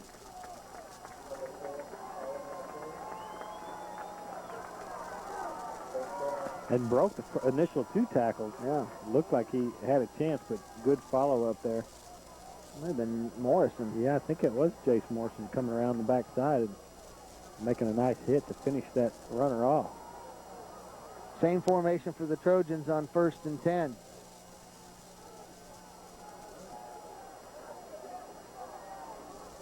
Rago will fake the handoff to the fullback, fires across the middle, tipped and almost intercepted again. Jace Morrison was right there. He read it all the way.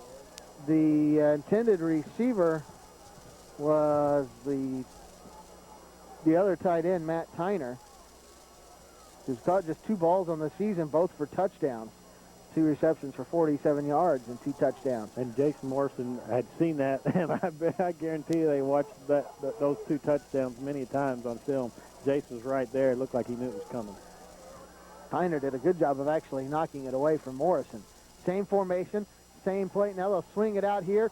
Great catch by Holland behind his back, and he'll get dragged down right around the 45-yard line. That's a tremendous play by the sophomore Holland. The pass from Rago was not a great one. It was behind him, and he reached out and snagged it with one hand. That was a great catch. So on 2 straight series here for Chatard, they don't get much on, don't get anything on first down, but get a big play on second to make it 3rd down and short. 3rd down and a yard and a half here. Yeah, that's huge. That could be 3rd and 10, but Holland making the great one-handed catch behind his back to get the 8-yard pickup. Same formation for the Trojans, and they'll give it to Holland near side. He gets hit, and he goes down very close to the sticks. It's going to depend on the spot. Yeah, I think he's going to be short there. It's going to bring up 4th and inches in Chatard territory at the 46, and a decision for head coach Vince Lorenzano. Yeah, either you go for it and make it and continue your drive, or you give the Patriots the ball back inside your own territory. Chatard will ask for and receive a measurement here to give their coach a chance to think over what he wants to do. 12 and a half seconds to go in this 3rd quarter, tied up at 10.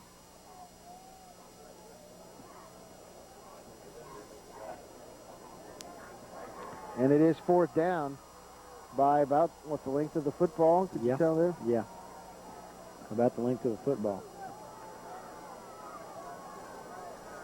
What is the length of a football? No, that's a good question. I don't know the answer.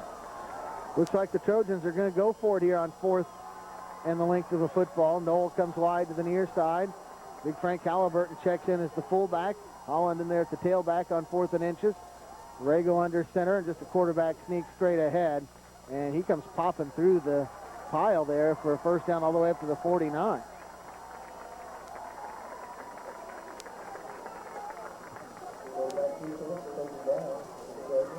So 1st and 10 for Chatard from its own 49 now.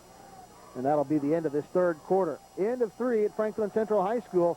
Heritage Hills 10, Bishop Chatard 10. Back after this on WAXL and WJTS Sports. Does the television world interest you? Have you ever wanted to be part of the broadcasting industry?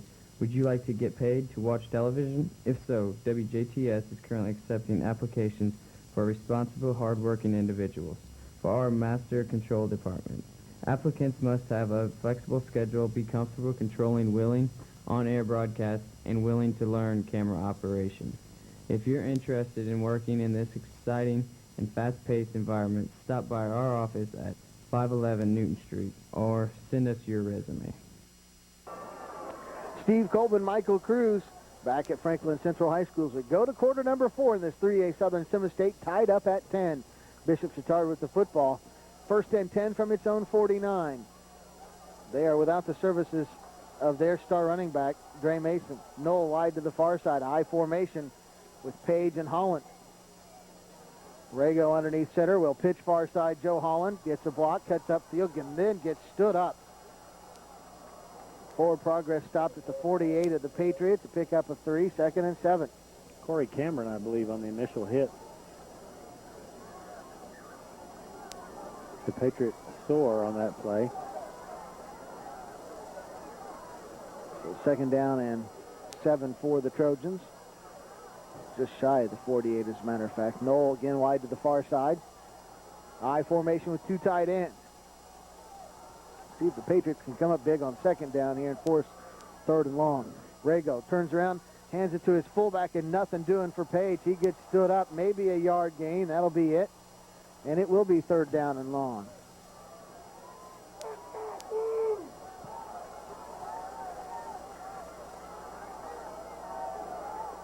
Big play there in the inside, and big Mark Spellmeyer will come out of the game there, but Mark does a lot to clog up that middle. He just, it's just like a big rock there in the middle. So 3rd down and officially 6. It's really closer to 7 from just outside the 47. I formation, Noel wide to the far side, 2 tight ends. Rago, a long count, short drop, looks far side, fakes again, still on his feet. Rolls far side under some pressure. He gets hit, throws it away, and it's almost intercepted. Man, there's a huge hit there. I don't know who. I think they hit Dan Nepper, number 50 for Chatard. Looked like he was hitting him in. Mike McNeilis, their center and defensive lineman.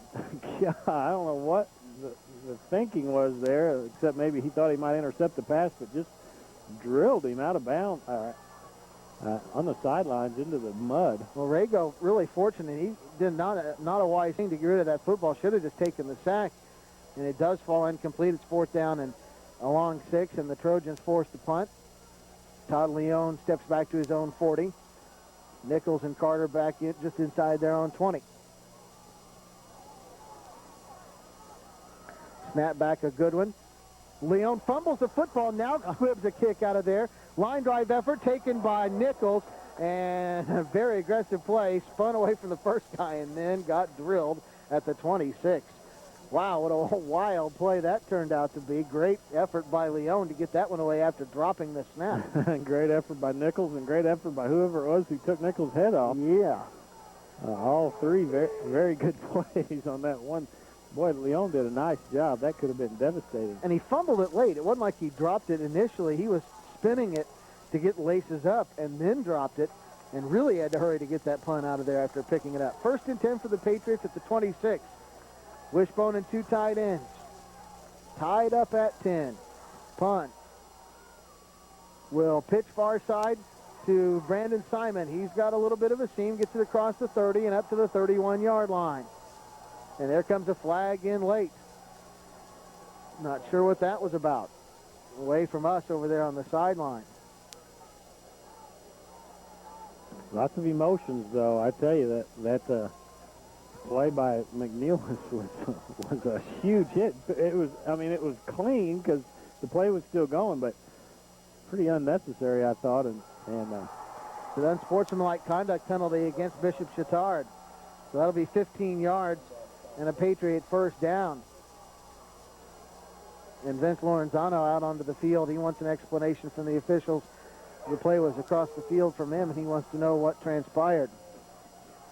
Which he has a right to ask that question, certainly. Yeah, we didn't see anything that looked out of the ordinary, really, or I didn't see anything. And that could very well be verbal, too. Yeah. So 1st and 10 from the 47. Well, that's a big penalty against Chatard, and which the Patriots close to midfield. Wishbone and 2 tight ends on 1st and 10. And the Patriots jump offside. Tight end on the near side, Tom Carter, jumped early, so instead of 1st and 10, it'll be 1st and 15. Yeah, the defensive man for Chatard flinched just a little bit, and I guess that drew Tom off, I suppose. That's a loss of focus there. He focused when he needed to last drive, but that one uncalled for. So the football back to the 42-yard line where it's 1st and 15. 9:54 to go in this 4th period. Tied up at 10. Trojans of Bishop Chatard got the first 10. The Patriots have come back with 10 to answer. Yeah, the first quarter looked like a steamroll job. We were kind of holding our breath, but the Patriots bounced back in great fashion. 4 wide receiver set for the Patriots. Bryce Pund underneath center sets his ball club. And we'll give it on an inside handoff to Kyle James. Got to a seam initially and then got drilled. Picked up just a yard or two. Bob Clayton yelling out to his offense. He didn't like something that transpired there from his ball club. Gain of a yard, 2nd down and 14. Yeah, I tell you, you really have to concentrate on tackling Kyle James because he almost never goes down on the first hit. He almost always bounces off and has a second go, and it looked like Chatard was well aware of that because where that second hit was devastating. 2nd down, 14. Patriots take a while to get the play into the huddle, but still have 14 seconds on the play clock as they hit the line of scrimmage. 4 wide receivers again, Pund underneath center on 2nd and 14. He'll take the snap, runs an option far side, pitches it out, and hanging on somehow is Kyle James, or who was that? No, that was Nichols. Jacob Nichols. Wow. Bryce pitching that very late, and a defender in the neighborhood. It's a loss on the play, but that could have been absolutely disastrous. It's now 3rd down and about 17 from the 39.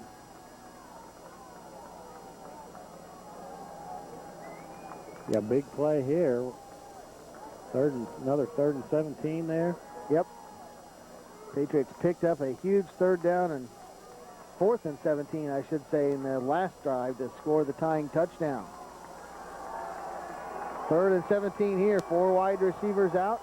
Pund out of the shotgun this time on 3rd down. Takes a good snap. Looks to throw. Here comes Halliburton. Gets away. Fires it far side. Caught. Shy of the first down. That's Jace Morrison in Chatard territory at the 46. He needed the 43 and a half basically for a first down, so he's about 2 yards shy. And I think the Patriots going to bring in a punting unit here and try to play some field position with 7:47 to go.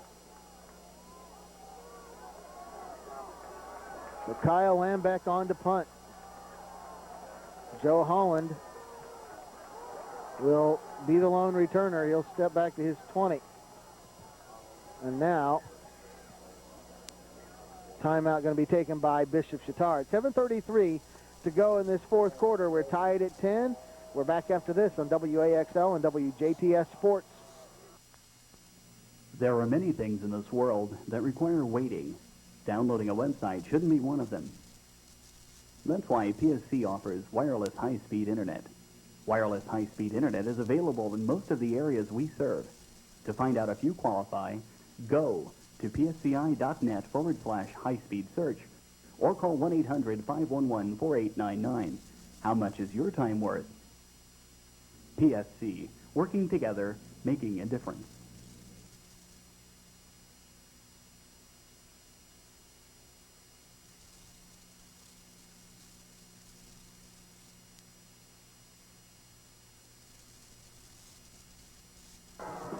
Kyle Lambeck to punt, gets a good snap, gets a high, deep, spiraling kick, and too much of a kick this time with the wind at his back. It sails into the end zone for a touchback. So Lambeck booms one, but into the end zone for a touchback. So Chatard starts 1st and 10 from its own 20, 7:26 to go in this fourth quarter, tied up at 10. We talk about Kyle and his ability to punt very well. He didn't show that last week, but before that time he did. He really got into it. Anthony Noel wide to the far side, I formation with Chris Page and Joe Holland. And Dre Mason unavailable for the second half. The quarterback, Rago, will pitch far side to Holland. Looking to cut back, has a little bit of a seam, and will be dragged down. No, still on his feet finally. They say the knee did go down back here at the 31, but it is good for a first down, a pickup of 11. But big Mark Spellmeyer not taking any chances and finished him off, and Holland had an extra 320 some odd pounds come crashing down upon him. Probably made his eyes bug out, but he got back up and is in the huddle. 1st and 10 from the 31. Patriots would love to stop Chatard here without another first down. Try to get the football back with decent field position. Noel way wide to the near side, I formation with two tight ends. Borrego pitches to the near side. Holland tries to find some room, pounds forward to the 34. Picks up 3 or 4, second down. A good offensive line burst. Chatard looks like they're going to try to take control of the line of scrimmage and win it like that. They're really running power plays right now and just trying to control the ball and get the burst down the field. Down to 6:35 to go in this fourth quarter. Noel wide to the far side, two tight ends in that I formation. Borrego barks out signals, and he'll fake the handoff. He wants to throw, fires the deep ball, and way overthrows everybody. Well, the official had a shot at it, but didn't look like he wanted any part of it. So 3rd down and 7 coming up. Big time hold there. I thought so too. Not sure who that was coming in off the left defensive end. I think it's Brett Luker, but I'm not sure who that was, but they had his jersey pushed up in his chest. Lucas Liebehusen. Big Frank Halliburton checks in at fullback. Noel wide to the far side on 3rd down and 7. Borrego, back to pass he goes, has time, wants to fire a screen out here. Patriots sniff that. Now Borrego has some blockers and wants to run. And here comes a flag. Borrego has the first down, still on his feet, breaking another tackle, and then drilled in Patriot territory at the 43. But this is going to come back on a holding violation. And the Patriot limping off the field on the far side. That may be Dan Nepper, a little shaken up. Yeah, holding call, and I tell you what, Borrego, if he has his senses about him, he's a better man than I am, because Seth Johanneman just hammered him. He made a great run running down the field, breaking tackles, and looked like he might go all the way, and then Seth Johanneman just laid the plastic to him, the Rydell technique. So instead of a first down, this will back the Trojans up. Flag was actually down the field, so it won't be a full 10-yard penalty. Football rests at the 28, where it is 3rd down and 12. Well, and you know the hold is what broke the play, and the official. There's been quite a bit of holding going on. The officials getting it here and there. I formation again. Knoll, the wide receiver, to the far side. And they'll turn and toss it far side to Holland, looking for some room to go, and he'll get upended shy of the first down, close to the 35-yard line, but shy by about 6 or 7 yards, and the punt unit will come in for Bishop Chatard. Excuse me. And again, they're gonna punt the ball. I don't think you can expect a fake here. 4th and 8 and 30-yard line, 33-yard line, their own 33. So, you know, if they would try a fake and didn't get it, Patriots deep in their own territory and only have to gain 15 or 20 yards to be in field goal range. So they'll punt. Clock runs down to 5:10 to go in this one. Todd Leone to punt from his own 20. The snap back to him is a good one. He'll get a punt out of there. End over end job will land and get by Simon or Nichols. He'll pick it up and get smothered back at the 25, maybe the 24. It's a pretty effective punt for Leone. Yeah, he doesn't get big booming punts, but he kind of kicks them end over end, and they roll pretty well for him. 4:50 to go in this fourth quarter, tied up at 10. Patriots with the football, 1st and 10 from just inside the 25, call it the 24 officially. Patriots very gutsy, courageous, or as Coach Clayton said, gutsy is one step away from stupid on their punt return tries, but you know, the punt return turns games around for Heritage Hill sometimes. Wishbone and 2 tight ends on 1st and 10. They'll pitch far side. Brandon Simon looks for room to run, and he gets caught in the backfield and dropped. Back at the 24, maybe 23, 2nd and 11 after a loss of a yard. And I think the Trojans starting to realize the Patriots going Brandon Simon's way a lot because of the shoulder injury to Jacob Nichols, and they're starting to shift that way some. Well, and you know, when the Patriots have passed all year, they do a great job of throwing the ball down the field, and that's why you do it during the season, so you can do it in the big game. So Heritage Hills is not going to shy away from throwing the ball. One wide receiver to each side, I formation on 2nd and 11, punt underneath center. Back to pass, short drop, looks, fires far side, tip, and almost caught, and a flag comes in. Going to have a pass interference penalty on Bishop Chatard, it appears. It looked like Anthony Knoll had the arm of, I think it was Jacob Nichols. Looks like he had that inside arm and was keeping Nichols from getting his hand up.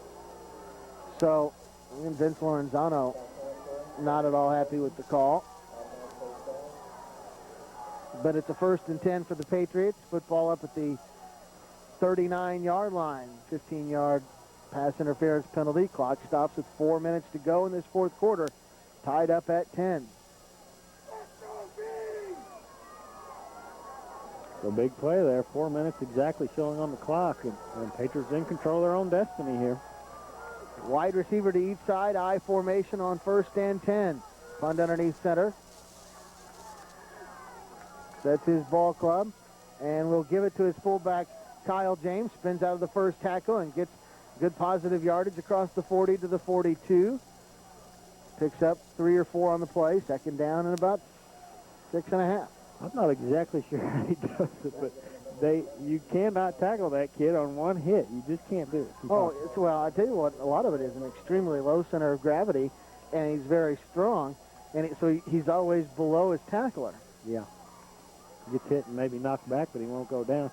Most of the great running backs, tailbacks in NFL history are 5'7", 5'6". 2nd down and a long 6 for the Patriots. Wishbone and 2 tight ends. And Chatard jumped offside. Defensive line got into the neutral zone. And this is going to be 2nd and short. So a hard count for the Patriots, and that's a 5-yard penalty. Clock down to 3:13, and you're starting to think about Jace Morrison time here. Patriots still have a ways to go, but now's the time to insert that dagger, so to speak. The momentum in favor of the Patriots. They've been doing everything right. They've controlled the ball. They haven't made the mistakes. Chatard making some mistakes here. Heritage Hills has got to capitalize right here. This is the perfect opportunity. Wishbone and 2 tight ends on 2nd down and 2 at the Patriot 47. Wishbone and 2 tight ends. They'll run that quarterback belly blast, and Bryce Pund will be close to the 1st down marker where he goes down. I tell you, Tom Carter kind of splaying out a little bit on that right end. He needs to get up there in that line of scrimmage. He's close to becoming in the backfield. So it is a Patriot 1st down at the 49. Clock stops as they move the chains with 2:41 to go. Jace Morrison's long on the season is 32 yards. He does have more leg than that. But where the comfort zone it begins and ends is really anybody's guess. Yeah, Heritage Hills has got to get a play downfield. They still need 20 or 30 yards, I would say, to be comfortable. Wishbone and 2 tight ends from the 49. Pitch near side. This is Nichols. Tries to get to the outside. Gets caught in the backfield and dropped at the 47. He'll lose a yard or 2. 2nd down and 12. Yeah, Heritage Hills, I mean, we've been moving the ball, throwing it, and it becomes a little bit of a gamble to throw the ball, especially when you got Frank Halliburton out there. Underneath 2 minutes to go. Patriots still with 2 timeouts left. Tied up at 10 in this 4th quarter. Chatard really doing a nice job of bringing guys up on the line of scrimmage, though, and it's making it tough for a Patriot running game. 2nd down and 12. Wishbone and 2 tight ends. Pund will pitch near side. Nichols wants to throw. Fires it back to Pund. He'll make the catch. Gets away from one man and then gets drilled as he hits the 50-yard line. Well, that's a fairly familiar play to Patriot fans. Bryce picks up what they lost and then another yard or 2. It's going to bring a 3rd down and 9. Holding. And a holding penalty against the Patriots will actually back them up. Way back. Yeah, there's the flag. I didn't see it initially. It's back here at the 41. That'll essentially be a 15-yard. Oh, they're declining it. Trojans decline it to make it 3rd down and 9. That's an interesting play there. I would have taken the huge amount of yardage there. I would have taken that huge amount of yardage, too, to make it 3rd and, gosh, that would have been 3rd and 22 or 3. Now it's 3rd and really 8. doing the Patriots a favor there. 3rd down and 9 from just across the 50. And it would have been 2nd and 23, so. Meanwhile, the clock marches down to 1 minute, 2 seconds to go in this 4th quarter. Tied up at 10. 1 wide receiver to each side, I formation. Patriots going to have to hurry to get the play off. Bryce gets his ball set, just does get it off. Looks, fires a flare pass out here, caught by Nichols. Makes the man miss, gets pounded, but gets pounded forward for a 1st down at the 41. Wow, somebody laid the lumber for Chatard, but he knocked Jacob forward for the 1st down. Man, that's a big play. Heritage Hills has got to pass the ball. 45 seconds left. I'm not sure how many timeouts.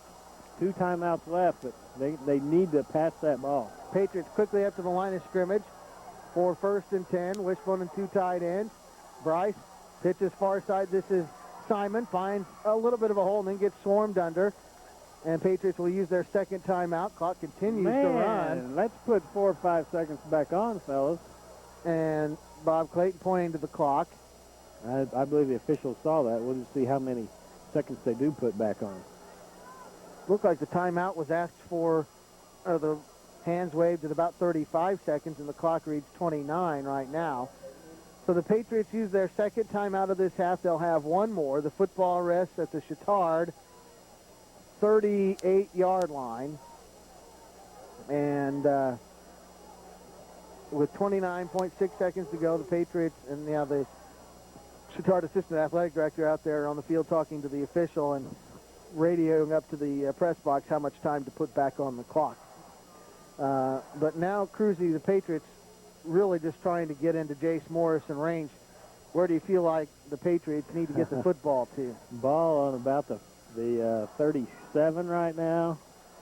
That makes it a 55-yard field goal. The Patriots need a Ooh, at least a 15-yard play.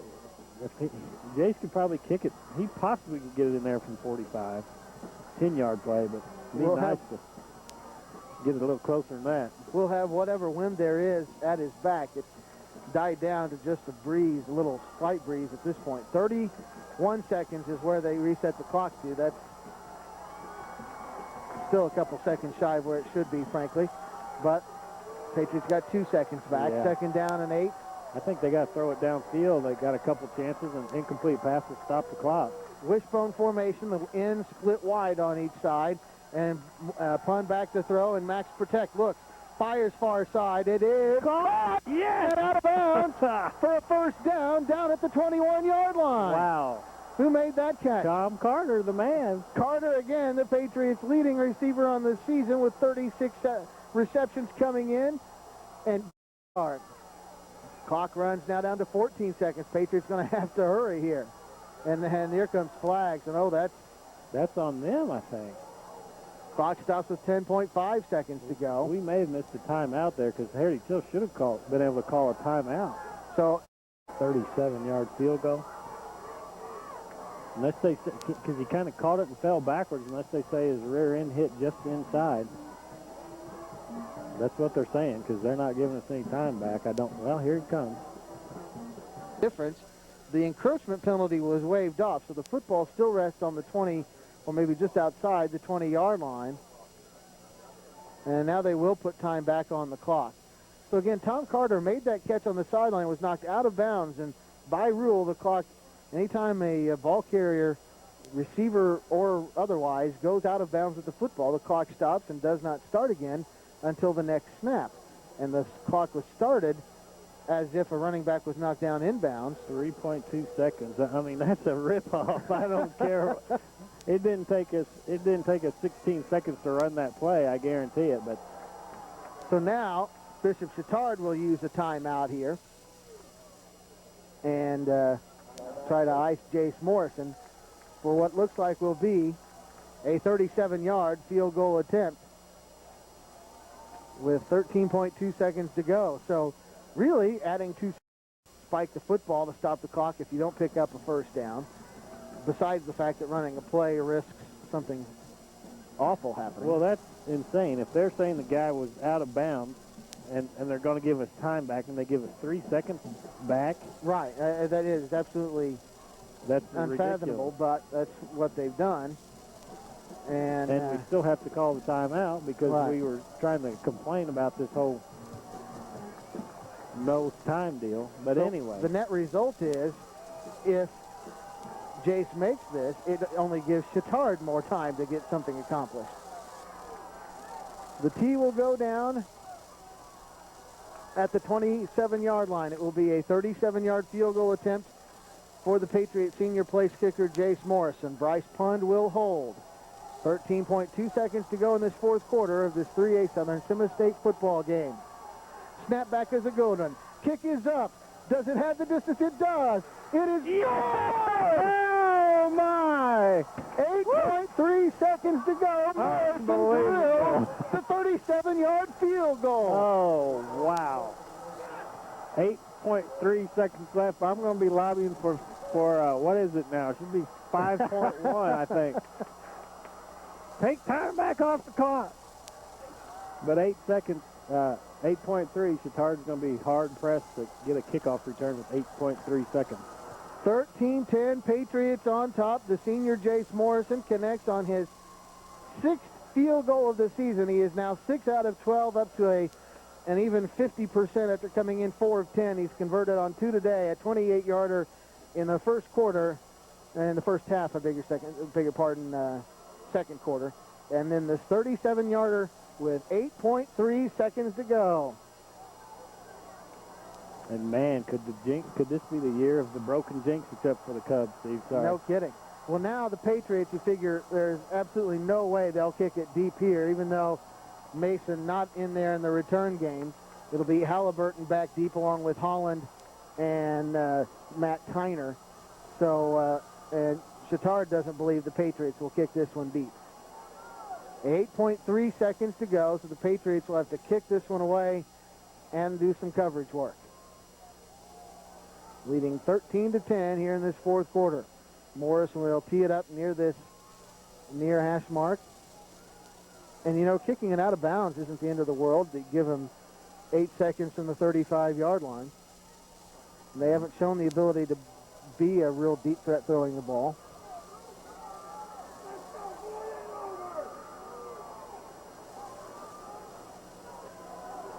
So Morrison will approach the football. He'll line drive, squib one up the middle, and the Trojans will fall on the football at their own 26 with 7.9 seconds to go. Well, they'll have time for maybe 2 passes. They do have, I believe, 2 timeouts left.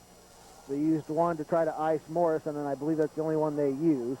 And now they'll use another one to try to set something up here. I think we got 12 guys on the field, but Bishop Chatard calls a timeout. So the Patriots will head to the sidelines. 7.9 seconds to go in this 3A Southern Semistate. Heritage Hills has come from a 10-0 deficit to lead at 13-10.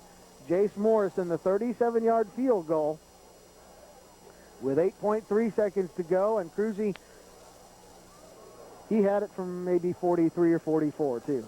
He had a little extra on that one. Yeah, he had it. He had it. There's no question about it. Right down the middle. It's hard, a little bit of a hard angle to see here, but when it went through, you could tell where it landed that it went through. And yeah, he had a few more yards in him. And the field's wet. So the Trojans will send 3 wide receivers to the far side. Holland, Halliburton, and another man. Knoll to the near side, but not split off very far. And a single setback behind Rago, who's under center. He's back to pass. Looks at those trips receivers. Fires a deep ball out there. It is tipped and incomplete. Almost intercepted with 0.4 seconds. The Trojans will have one more play. So tried to throw to those 3 receivers. I thought maybe with Halliburton over there, they might try to just throw a jailbreak screen to him and get him in open space and see if he could break some tackles. He is a big load, but that's not what they decided to do. I'm not sure that Frank Halliburton's got the great breakaway speed. He's got good quickness and good speed off the ball. Yeah. A good rush, but not really sure that he can outrun a whole lot of people. No, probably not. But he's breaking up tackles. He gives plenty of headaches. There's no question about that. So one more play for Chatard with 0.4 seconds to go. They'll again send 3 wide receivers to the far side. Scheidler, Halliburton, and Page. Knoll, I believe, the wide receiver to the near side, and Rago underneath center. Back to pass he goes, looks, flares one out here for Holland. He gets hit and dropped, and the Patriots are headed back to the RCA Dome. Wow. 13-10, the Patriots upset the 3-time defending champion Bishop Chatard Trojans. The Patriots are heading back to the Dome for the first time since 2000. 13-10, the final score. Jace Morrison, the game-winning 37-yard field goal with 8 seconds to go. We're back with the post-game report in a minute after this timeout on WAXL and WJTS Sports. Hello, Dr. Tom B. Stone here, inviting you to join me on WJTS UPN 27 every Saturday night at 9:30. Classic horror movies and the mayhem in the crypt should be enough, but no, there's more, much more. Join me for Spookaroonies, Saturday nights at 9:30. Ha ha ha ha ha!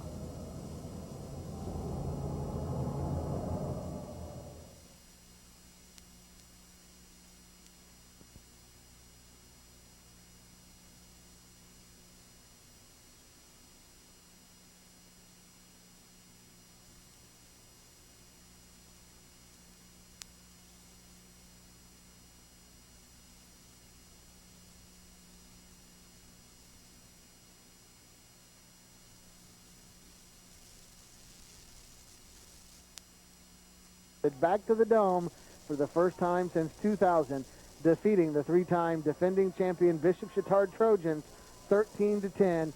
Michael Cruz, the 5th time, was the charm for the Patriots. The 5th time was the charm, and just a great all-around team effort. I mean, these guys came out, played hard. The Patriots had a great game plan. Gives credit to the coaching staff, and the boys executed it as well as they possibly could. First few minutes of the game, we thought we were going to be steamrolled by an outstanding Dre Mason, and we got to him. We hit him, and he couldn't go the second half. So the Patriots get the 37-yard field goal from Jace Morrison with 8 seconds to go to win it and move on to the state championship game, where they will face the Fighting 59ers of Andrean High School at noon next Saturday. Noon fast time, 11 o'clock Spencer County time, and we, of course, will have it right here on WAXL Sports. Recapping scoring in this one, looked like it was going to be a runaway in the first quarter as Chatard came out on fire. Dre Mason touched the ball in the first 5 plays of the football game and scored on a 45-yard touchdown run at the 9:52 mark of the first quarter to make it 7-0 Chatard after the ball extra point. The ball then on the second Trojan possession, the Patriot defense stiffened a little bit after giving up some big Mason runs. Ball converted on a 26-yard field goal to make it 10-0, and that is the last time Bishop Chatard would score in this football game. Dre Mason getting injured in the second quarter of this one, and the Patriots starting to get their offense untracked. Patriots got on the scoreboard in the second quarter on a 28-yard field goal for Jace Morrison at the 6:12 mark of the second quarter, and we went to the locker room in a 10-3 ball game. Patriots got the tying touchdown on their first possession of the second half, a 15-play scoring drive. They took the opening kickoff and didn't give the football back up until the 2:22 mark, of the third quarter. Bryce Punch scored the tying touchdown on a 2-yard run off right side on that quarterback belly blast. The extra point from Jace Morrison tied the ball game up at 10 with 2:29 to go in the third quarter. That drive, 9 minutes, 25 seconds long, 75 yards covered in 15 plays. And that touchdown from the Patriots, the lone one in the game, means another $50 contribution to the Kindogger Super Challenge from Union Savings Bank.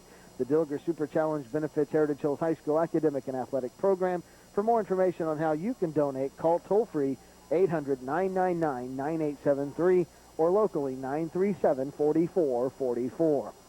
So the Patriots tied it up at 10. Neither team able to score throughout the rest of the third and into the fourth quarter. Heritage Hills played a little field position game, got the football back on their own 24 after a pretty good punt from Leon with 4:50 to go. And on the 7th play of that drive, Jace Morrison, with 8 seconds to go, converted on a 37-yard field goal to put the Patriots on top for the first time in the game, 13-10. And Chatard had 2 plays from its own 26, and they could not get it into the end zone. And the Patriots win it 13-10 over Bishop Chatard. The Patriots going back to the Dome for the first time since 2000. When we come back, we'll pick the Dr. Daniel Eby break of the game. And, man, there were so many breaks in this one. It's going to be we're going to have to talk about it a while here, Cruzy, and figure something out. And then we'll look at some final stats in this one when we come back as well. After this timeout on WAXL and WJTS Sports.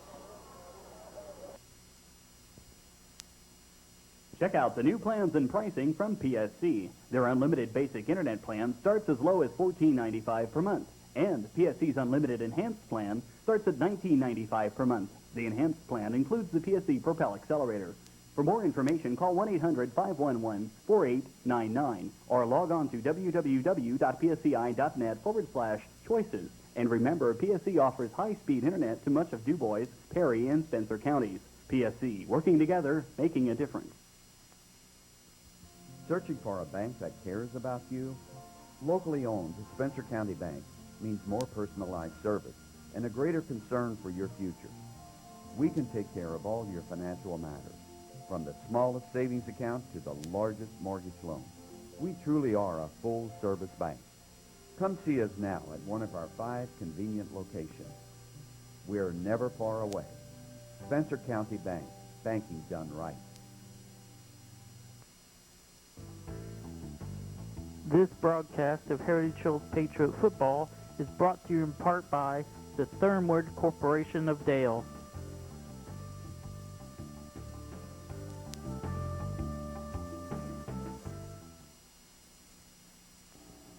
Have you ever wondered why you see so many of those little red Jubilar stickers on the back of so many vehicles in the tri-state? It's because for 70 years, the Jubilar family has taken care of its extended Jubilar family members. You know, all the ones with the little red stickers on their cars. At Jubilars, there's no hype and high pressure. We treat you like family, and our prices are the lowest in the tri-state. Old-fashioned values, old-fashioned treatment. A huge selection of new Chevys, Oldsmobiles, Cadillacs, and Toyotas, and as you would expect, low old-fashioned prices. Jubilar & Sons in Jasper, where customers have sent their friends since 1929.